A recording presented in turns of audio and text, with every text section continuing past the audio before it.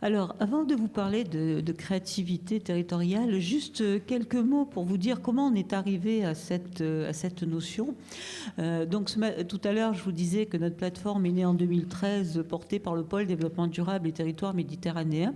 En fait, depuis un certain nombre d'années, donc notre petite équipe, à l'époque composée d'une dizaine d'enseignants-chercheurs interdisciplinaires, essayons de travailler sur le développement durable et notamment le développement durable dans les territoires. Et puis on s'est rendu compte que finalement, au fil des années, malgré des projets territoriaux dits de développement durable, malgré un certain nombre d'initiatives portées par des acteurs divers et variés, publics ou privés, eh bien finalement, tout ça ne faisait pas vraiment du développement durable, que ce soit au niveau global, mais encore moins au niveau des territoires. Et du coup, on s'est interrogé en disant, bon, finalement, si on veut servir à quelque chose, peut-être faut essayer d'être un peu plus imaginatif, plus original.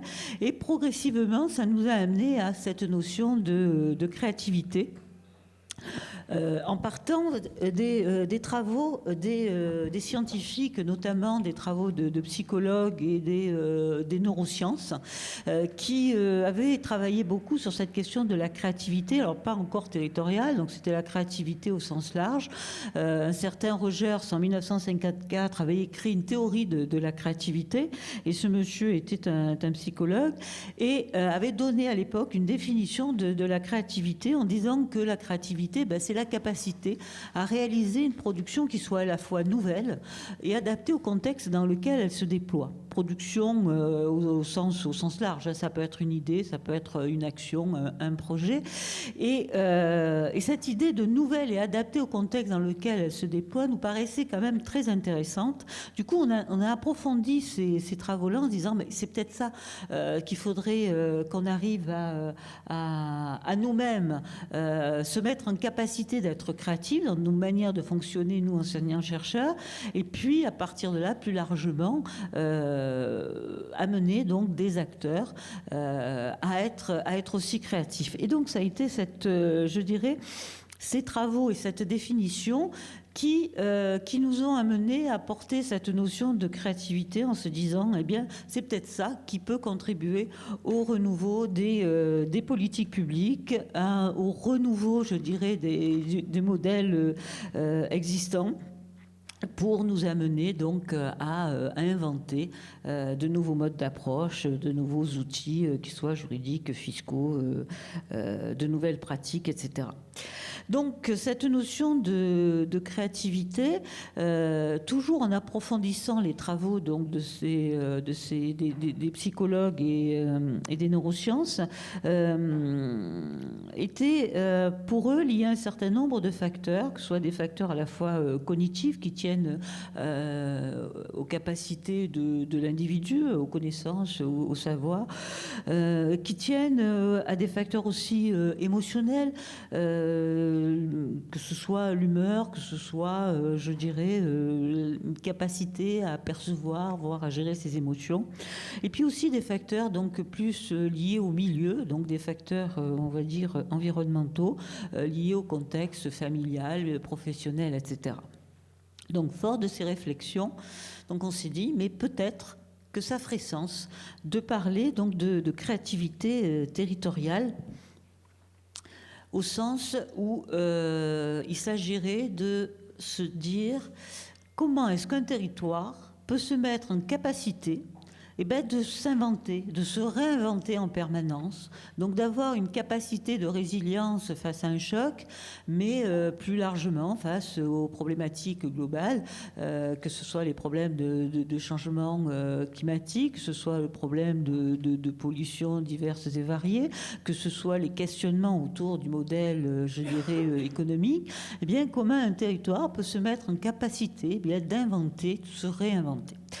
Et du coup, notre petite équipe s'est étoffée jusqu'à jusqu'à recueillir une vingtaine de membres, ce que je vous disais ce matin, en rassemblant une équipe, je dirais, complètement interdisciplinaire, parce que nous avons des juristes, économistes, géographes, sociologues.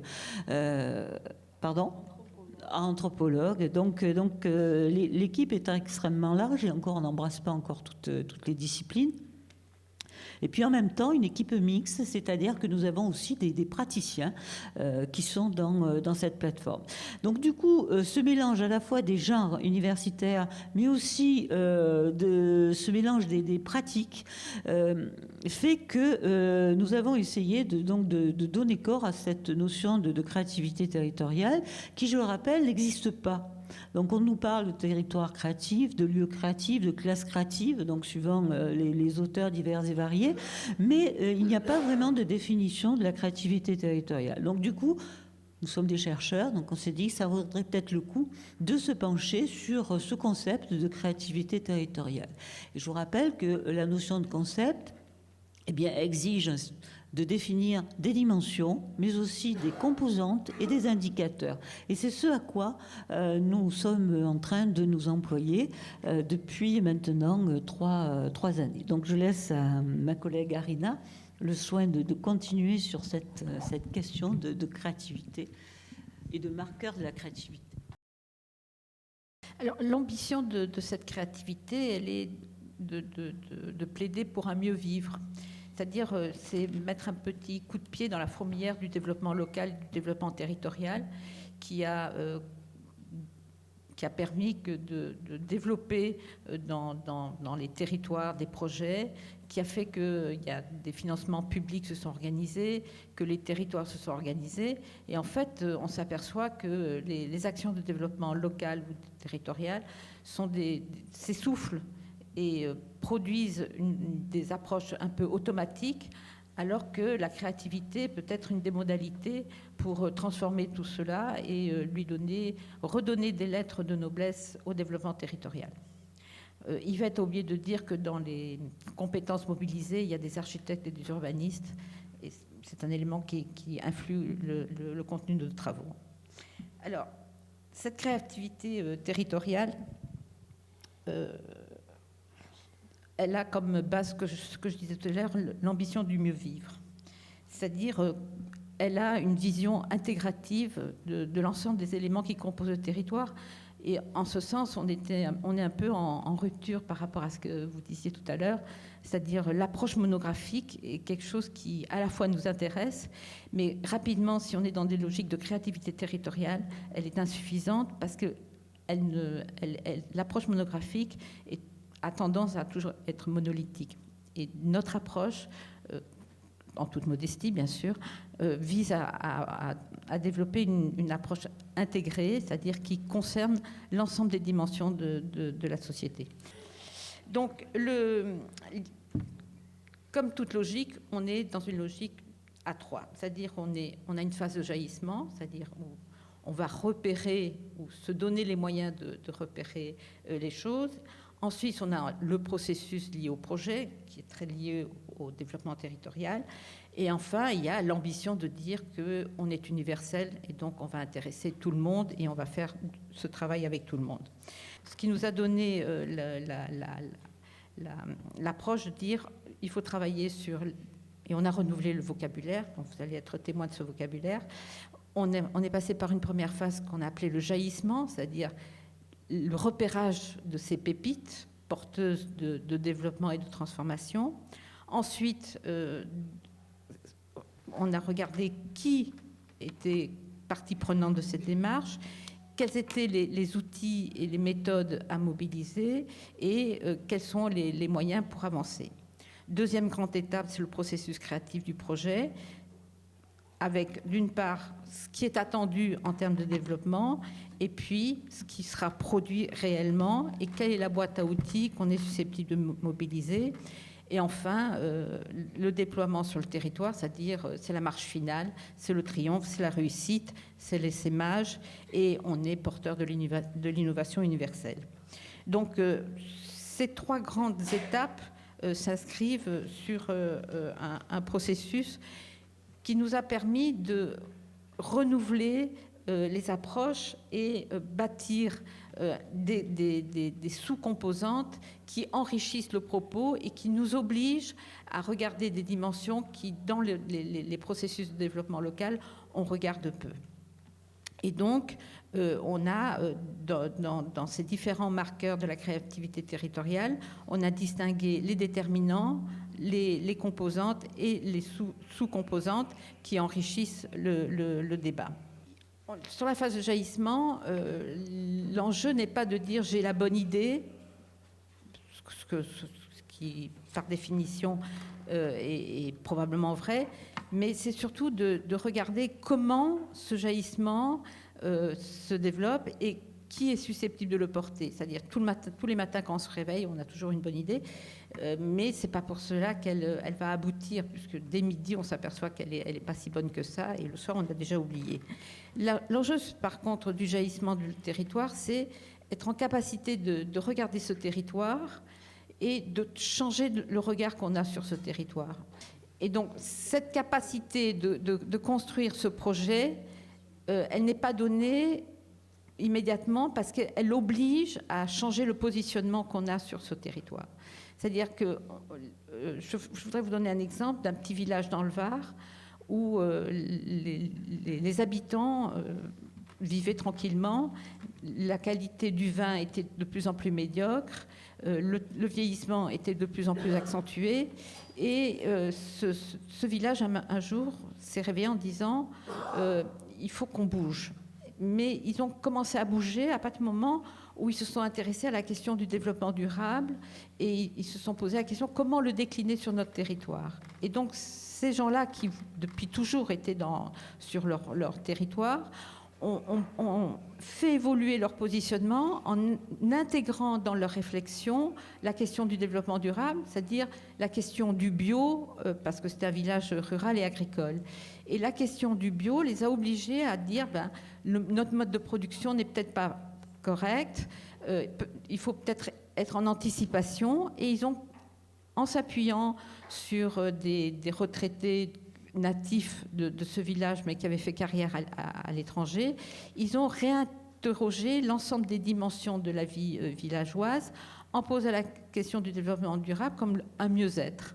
Et à partir de là, pendant 20 ans, ils ont tricoté sur les différentes dimensions du développement local cet ajout du bio, du développement durable, et ils ont du coup transformé et ils ont inversé les logiques de développement, c'est-à-dire le village a grandi, des services se sont développés, ils ont décliné ça sur les différentes dimensions de la vie locale.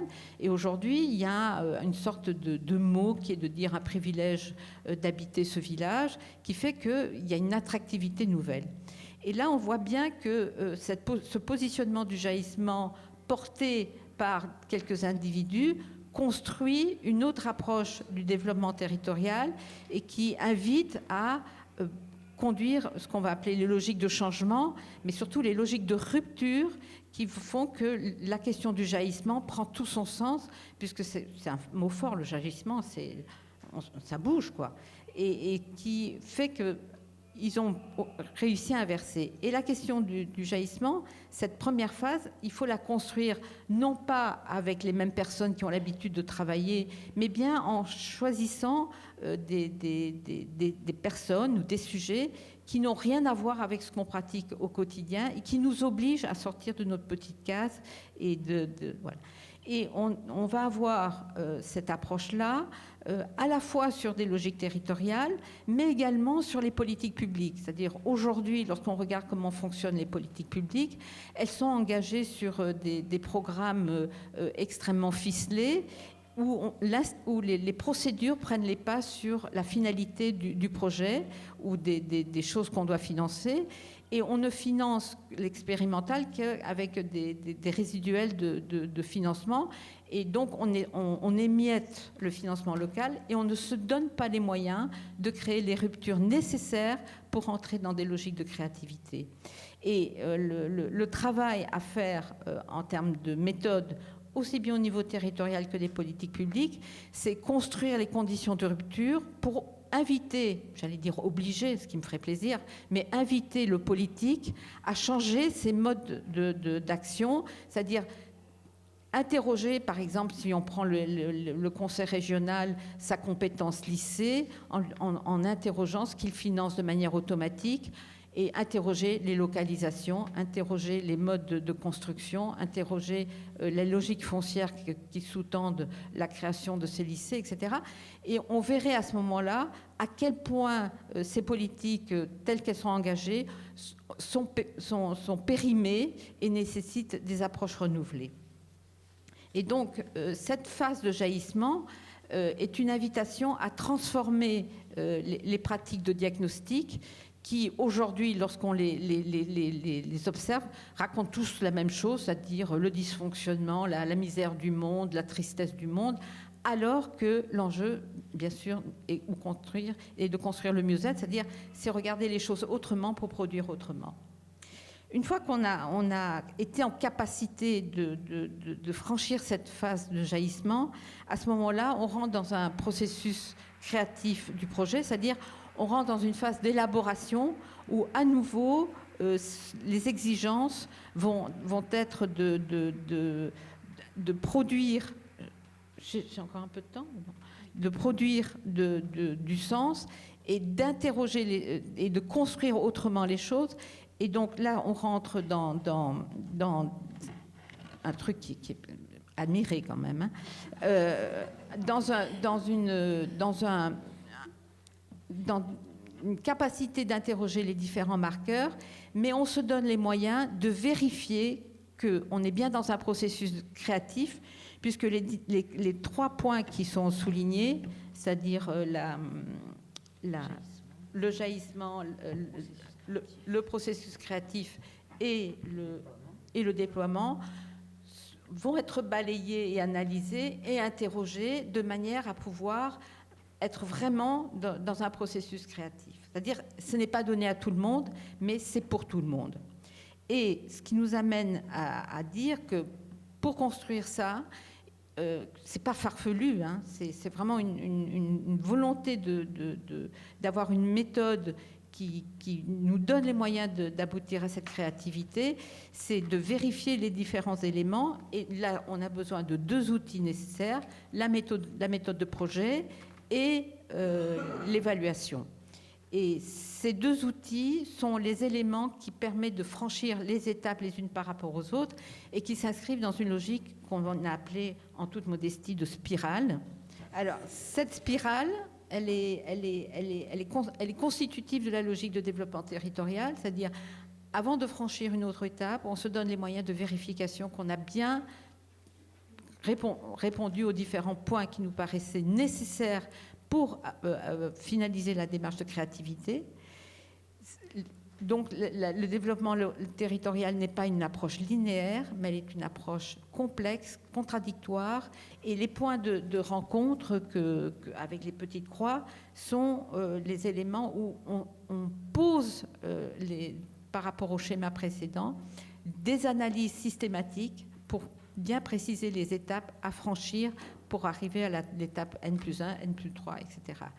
Et le processus créatif arrive à son apogée une fois qu'à l'intérieur même de ce processus-là, on est sur une démarche de créativité, c'est-à-dire à chaque boucle, un nouveau projet est susceptible de naître et on crée les conditions de son accompagnement. Et à ce moment-là, on redéfinit le développement territorial dans un processus de créativité permanent qui nous permet de réussir le développement d'un territoire.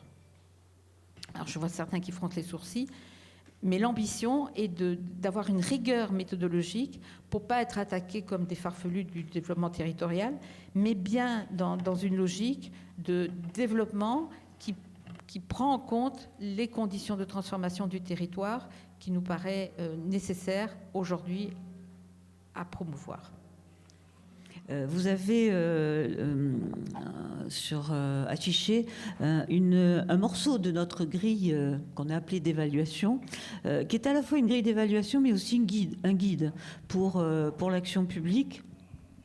dans la mesure où cette grille est le fruit quand même je dirais, d'un aller-retour à la fois de la littérature professionnelle et puis de la littérature académique, mais aussi de tout un travail de terrain avec un certain nombre d'expériences qu'on a progressivement passées à la moulinette de notre grille. Et au fur et à mesure qu'on avançait dans notre réflexion, eh bien, on voyait que les expériences diverses et variées, eh bien, pouvaient nous permettre aussi d'avancer dans cette construction de grille.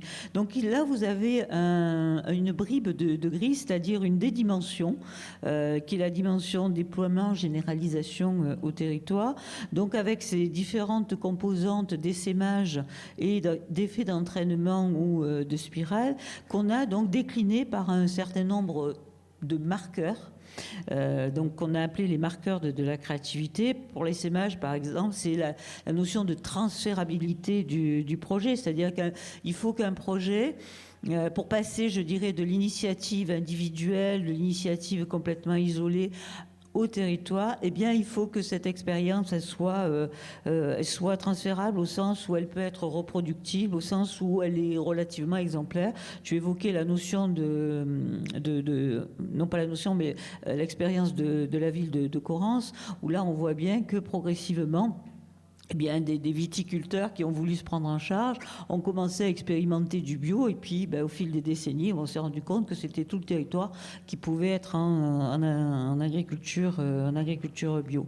Donc une transférabilité du projet, mais aussi après de la part des acteurs publics ou privés, ce qu'on a appelé une stratégie de diffusion, donc que ce soit par sélection, que ce soit on capitalise au fil du temps les initiatives, on s'en nourrit jusqu'à en récupérer soit l'initiative et la reproduire en l'état, ou soit en récupérer un certain nombre d'éléments qui sont porteurs et structurants.